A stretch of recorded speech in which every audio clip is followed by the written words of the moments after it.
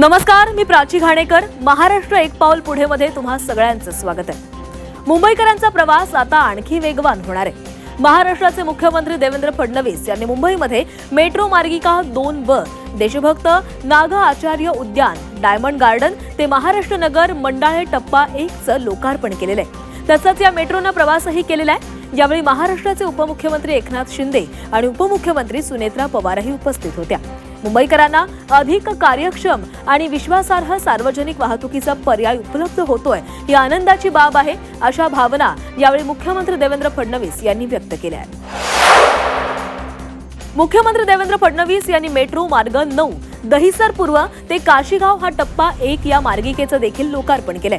मुंबई सुसाट असं म्हणत दहिसर ते काशीगाव असा मेट्रो प्रवास करताना मुंबईच्या वाहतूक व्यवस्थेला नवी गती आणि दिशा देणाऱ्या या प्रकल्पाचा प्रत्यक्ष अनुभव घेतला असल्याचं मुख्यमंत्री देवेंद्र फडणवीस यांनी सांगितलंय. मुंबई महानगर प्रदेशातील वाहतूक कोंडी कमी करण्यासाठी अत्यंत महत्त्वाकांक्षी मानल्या जाणाऱ्या ठाणे बोरिवली दुहेरी बोगदा प्रकल्पाचा ऐतिहासिक टप्पा गाठण्यात आलाय. ठाण्यामध्ये बोगद्याचं खोदकाम करणाऱ्या अवाढव्य टीबीएम अर्थात टनल बोरिंग मशीन यंत्राचं लॉन्चिंग सोहळा दिमाखामध्ये पार पडलाय. नायक आणि अर्जुना या नावाच्या टीबीएमचा वापर करून या बोगद्यांचं बांधकाम केलं जातंय. मुख्यमंत्री देवेंद्र फडणवीस यांनी या प्रकल्पाचं वर्णन अभियांत्रिकी क्षेत्रातील एक महत्त्वपूर्ण टप्पा असं केलेलं आहे. तसंच यामुळे 90 मिनिटांचा प्रवास आता अवघ्या 15 मिनिटांमध्ये पूर्ण होणार आहे, अशी माहितीही देवेंद्र फडणवीस यांनी दिलेली आहे. दरम्यान संजय गांधी राष्ट्रीय उद्यानाखालून 2 समांतर बोगदे बांधले जातील, जे बोरिवलीला ठाण्यातील घोडबंदर रस्त्याशी जोडतील. या प्रकल्पाची वैशिष्ट्य पाहूयात ग्राफिक्सच्या माध्यमातून.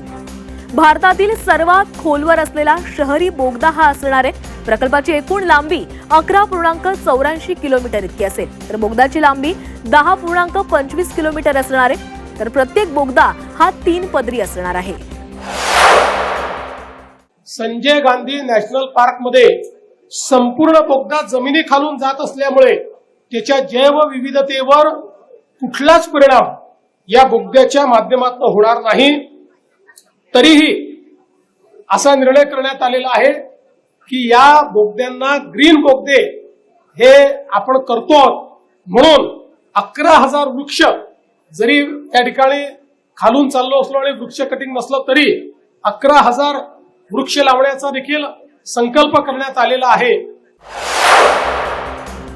मुंबईमध्ये येणाऱ्या प्रत्येकाचा प्रवास अधिक सुलभ करण्याच्या उद्देशानं पॉड टॅक्सी प्रकल्पाद्वारे कुर्ला रेल्वे स्थानक, बीकेसी आणि वांद्रे स्थानकांना प्रभावी लास्ट माईल कनेक्टिव्हिटी उपलब्ध करून दिली जाणार आहे. पॉड टॅक्सी प्रकल्पाचं भूमिपूजन मुख्यमंत्री देवेंद्र फडणवीस यांच्या हस्ते आणि उपमुख्यमंत्री एकनाथ शिंदे आणि उपमुख्यमंत्री सुनेत्रा पवार यांच्या उपस्थितीमध्ये पार पडलं.